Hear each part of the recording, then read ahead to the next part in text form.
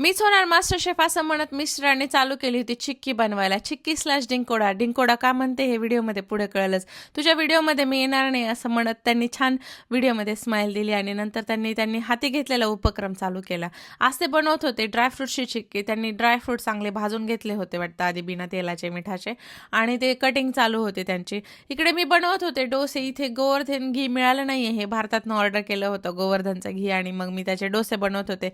डोसे बनवताना थोडासा अंदाज येत होता काहीतरी चुकतंय म्हणून चिक्कीच्या साईडला चालू असलेला उपक्रम, पण मी काही लक्ष घातलं नाही आणि मी माझं काम पुढे चालू ठेवलं.